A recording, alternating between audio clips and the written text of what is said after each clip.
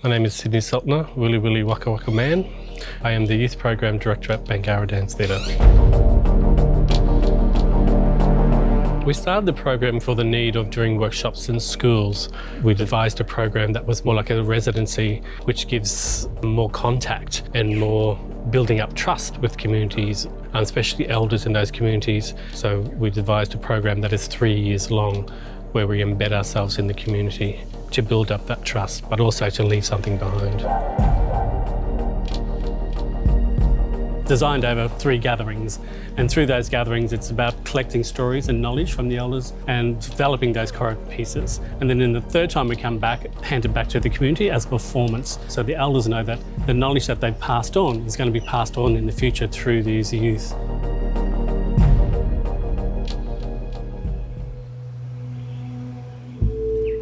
We're here in Yuribara and Yui Nation country. We've done our first gathering here where we connected with the elders in the community, and the students have been spending valuable time with the elders, sharing stories and taking us out onto country to learn about the local history.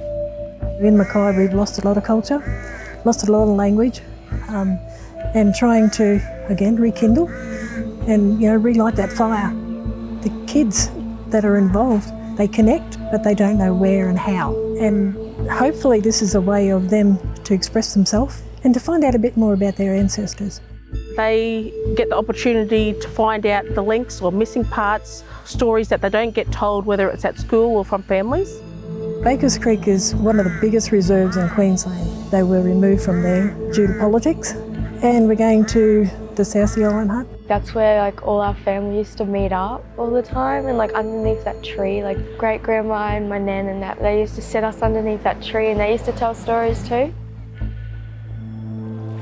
Today we are in Yaru country. Returning to country reconnects with our song lines. Our Bogarigara is our dreaming lines, our story lines.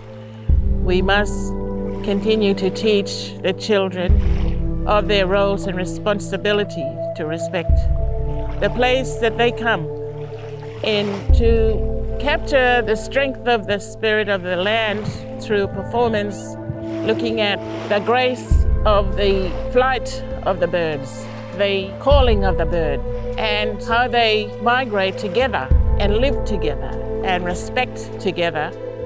So Yaru, we are caretakers, custodians, and we must continue this journey together. These moments where we're out on country and collaborating with our elders and learning stories and culture is about getting that essence so we can bring out that spirituality and that element to the dance. It's a way of communicating to the audience and creating a bridge between traditional Australia and contemporary Australia. We're here on my country, on Willy Willy country here in Theodore. This program, Theodore, is probably the closest to Rekindling that we designed. We envisioned it to be multifaceted in the arts, which is creating costumes, painting, singing, and the most important part was the language, to be able to pass that on. The other thing that's made a real difference is how the parents and the elders have been involved in this program as well. All of the families here are really involved. They're here cooking and cleaning and telling yarns and just spending really quality family time, which is what Aboriginal culture is about. In a way, the elders have been able to take hold of this program, share stories and take us places where they've never taken anybody before. To actually be there, you get that real connection when you're on the country. You could actually feel the stories. They became real. The artefacts, most of them would have been used in this area for fighting, for hunting, kangaroo, emu, and of course they used their barb spears too for fishing. These handprints on the cave walls are very significant to all Aboriginal people, and it's really important when we're here to respect the place and make sure we don't put our hands over top of the other hands, because that disconnects that person's spirit from the cave walls, which we don't want to do. The fall itself sort of gave you a little bit of an airy feeling, like there's someone watching. Where the cave was on the other side, and that's where that little hairy man is, the Janjari. The students have taken the stories that the elders have shared with them and the place they took it on country, and they're storybooking these ideas and turned it into choreography to draw out a certain movement that represents specific things. So if we're using digging as a reference. We use digging sticks, which is a motif within the piece. This is a tool that the First Nations people would use back in the day, and we were just doing this as a motif, digging in the sand, and then carrying it on our shoulders as well. Uncle Ivan told us the story of how our ancestors used to live down by the urban river and how they would cleanse themselves and wash themselves in the river. Caves painting. The dance is basically modern day take on it, like the warning if you touch any of the handprints that you could break or separate that spirit's connection to that place. Rhythm was my favourite dance as part of this program, the Torres Strait Islander one, because it has a fast, upbeat tempo, and I don't know, it just really got me excited and happy. I named it In the Water because it's about creating the fish traps for the hunters and gatherers to go hunt the fish, to catch them, and then bring them back to eat. I was lucky enough to be in the very first Rekindling program back in 2013 in Wellington, New South Wales, and that's where I really found my passion for dance. So my journey has really been like a full cycle. I'm now on the other side teaching the kids. Being in their position like I did 10 years ago now, I can see that they're a little bit nervous, but you can tell at the end of the program how much they really enjoyed going out on country, being a part of the program and really getting into their development and choreography. What I love to do with the participants is sit by them, encourage them and say, you know what, you can do this. Kind of push their sense of creativity being in writing and then putting that writing form into movement. As well as dance, there are other components to keeping our culture alive. This particular program in Theodore in Queensland has really reflected this. We've allowed the kids to do weaving, artefact making, and also painting, reflecting their stories experienced on country and learnt from the elders. I painted the scar tree that Uncle Jim showed us on our way out to the river. Auburn Falls, there's like a cave across from where you would stand and there would be where the Jordi lives.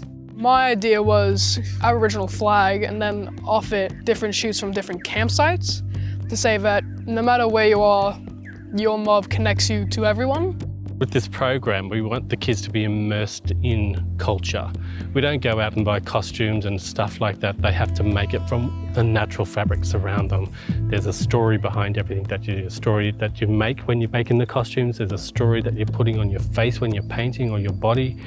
And that story goes as one whole unit when you're performing. Bangarra is connected to the community in a way. When we had the floods hit, we got some funding from Bangarra to help us buy a minivan for the Aboriginal community, and that bus is still doing a really good job with helping all community members, not just our Aboriginal patients. By Gathering 3, we've established some repertoire from Bangarra. We've also got repertoire and choreography that is made from our experience on country with the elders, and then we combine that for one performance and share to the community to see what we've done and how the kids have grown. That journey of me telling the story to the kids actually listening and then the final product.